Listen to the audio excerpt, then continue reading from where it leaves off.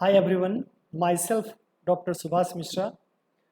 I am a microbiologist और आज जो मैं डिस्कस करने जा रहा हूँ ये जो आप डिफरेंट सारे इमेजेस देख रहे हैं चाहे वो फंकल का हो या फिर एब्सिस है, सेलुलाइटिस, एम्पेटाइगो या फिर फॉलिकुलाइटिस हो या फिर ब्लड स्ट्रीम इन्फेक्शंस या फिर पोस्ट सर्जिकल इन्फेक्टेड हो, ये सारे जो अलग अलग इमेज हैं आपके लाइफ में कभी न कभी इस तरीके का इन्फेक्शंस आपके या आपके फैमिली में कभी न कभी किसी को ज़रूर हुआ होगा। इसके पीछे अगर देखते हैं कि कौन रिस्पॉन्सिबल है, किस बैक्टीरिया की वजह से ये सारा इन्फेक्शन होता है, तो इस वीडियो में हम काफ़ी डिटेल में आपसे डिस्कस करेंगे और आपको समझाने की कोशिश करेंगे बड़े सरल शब्दों में कि ये इन्फेक्शन क्या होता है, इसे कैसे बचा जा सकता है, कैसे इसको लैब में हम टेस्ट करके पता कर सकते हैं, इससे प्रिवेंशन क्या है, काफ़ी डिटेल में बात करेंगे। चलिए वीडियो में मेरे साथ बने रहें।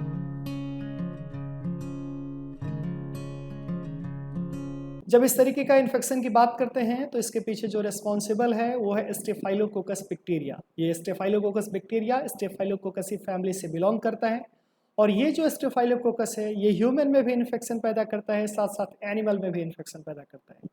ह्यूमन के अंदर में डिफरेंट टाइप ऑफ इन्फेक्शंस जैसे soft tissue infection, urinary track infection, blood stream infections, pneumonia. तो आगे हम लोग डिटेल में बात करेंगे इन्फेक्शंस वाले सेक्शंस में।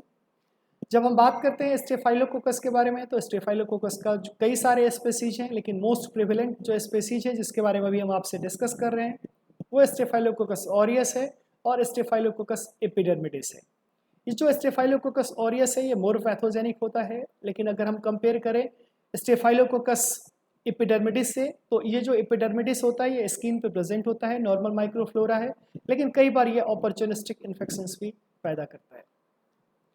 जब हम बात करते हैं इसके मॉर्फोलॉजी के बारे में तो ये ग्राम पॉजिटिव बैक्टीरिया होता है। जब ग्राम स्टेन से स्टेन करते हैं तो ये पर्पल कलर का दिखता है, ये स्पेरिकल शेप में होता है या राउंड और ओवल शेप में होता है, हमेशा ये क्लस्टर में प्रेजेंट होता है। जब कॉलोनाइजेशन एंड ट्रांसमिशन के बारे में बात करेंगे तो staphylococcus bacteria commonly colonize on the skin and the mucus membrane, ये हमारे स्किन पे और म्यूकस मेम्ब्रेन में प्रेजेंट होता है। They can be transmitted through direct contact, ये डायरेक्ट कॉन्टैक्ट से भी ट्रांसमिट हो सकता है, इन्फेक्टेड इंडिविजुअल से भी हो सकता है। इसके अलावा सरफेस से भी हमें इन्फेक्शन हो सकता है, कोई अगर कंटामिनेटेड ऑब्जेक्ट को अगर हम टच कर रहे हैं जैसे टॉवेल से या फिर शेयरिंग कर रहे हैं या फिर कोई मेडिकल इक्विपमेंट हॉस्पिटल में यूज़ हो रहा है तो इससे भी हमें इन्फेक्शन हो सकता है। जब बात करते हैं पैथोजेनेसिटी के बारे में तो ये पैथोजेनेसिटी के बारे में जब डिस्कस करेंगे तो स्टेफाइलोकोकस ऑरियस जो बैक्टीरिया है ये कई सारे टॉक्सिन्स रिलीज करते हैं, ये कई सारे एंजाइम रिलीज करते हैं और ये जो टॉक्सिन्स हैं, ये जो एंजाइम है, ये जो सेल वॉल कंपोनेंट है, इसके वजह से क्या होता है इम्यूनिटी जो है हमारा सिस्टम इन्वेड होता है और इसकी वजह से different types of infections produce हो जाता है जैसे स्किन इन्फेक्शंस या फिर रेस्पिरेटरी ट्रैक इन्फेक्शंस या फिर ब्लड स्ट्रीम इन्फेक्शन या फिर यूरिनरी ट्रैक इन्फेक्शंस। हमने एग्जांपल में बताया हुआ है कि जो मैक्रोफाज सेल्स है, मैक्रोफाज सेल्स का काम है कि ये क्या करता है फॉरेन पार्टिकल्स को, फॉरेन ऑर्गेनिज्म को, एंटीजन को रिकॉग्नाइज कर और फिर उसके बाद क्या करता है किल करता है फेगोसाइटोसिस प्रोसेस से। लेकिन सम टाइम क्या होता है कि सम टाइम जो है फेगोसाइटोसिस का प्रोसेस पूरा नहीं हो पाता है और ये जो बैक्टीरिया है वही हमारे मैक्रोफाज सेल्स को किल करता है, कई बार टॉक्सिन्स की वजह से, कई बार एंजाइम की मदद से, कई बार जो है सो different type of cell components release करके। जब हम बात करते हैं इन्फेक्शंस के बारे में तो मैंने पहले कहा कि जो स्टेफाइलोकोकस ऑरियस बैक्टीरिया है ये स्किन में इन्फेक्शन पैदा करता है, सॉफ्ट टिश्यू इन्फेक्शंस जैसे बॉयल्स हैं, जैसे सेलुलाइटिस है, एम्पेटाइगो है। इसके अलावा ये और भी इम्पोर्टेंट बात है that is health care associated infections, जिसे हम कहते हैं हॉस्पिटल एक्वायर्ड इन्फेक्शंस। हॉस्पिटल के अंदर पेशेंट आ रहे हैं या फिर उसके साथ अटेंडेंट आ रहा है और उसके पास एक दो सिम्टम्स है लेकिन 48 आवर्स के बाद कई सारे नए नए सिम्टम्स आना शुरू हो जाता है, इसे हम कहते हैं हॉस्पिटल एक्वायर्ड इन्फेक्शंस। मतलब ये जो डिजीज हुआ ये कहाँ से हुआ, पेशेंट को हॉस्पिटल में अंदर आने के बाद हुआ। और इसके अलावा इसके पीछे जो रिस्पॉन्सिबल देखेंगे तो बहुत सारे फैक्टर्स रिस्पॉन्सिबल हैं। हॉस्पिटल का मैनेजमेंट रिस्पॉन्सिबल है, हॉस्पिटल का जो इक्विपमेंट्स है अगर उसका प्रॉपर स्टरलाइजेशन नहीं हो रहा है वो रिस्पॉन्सिबल है, या फिर वहाँ पे अल्ट्रा हाइजीन मेंटेन नहीं है तो वो भी रिस्पॉन्सिबल है। तो ये बहुत सारे फैक्टर्स हैं, रिस्पॉन्सिबल की जगह पर फैक्टर्स हम कह सकते हैं।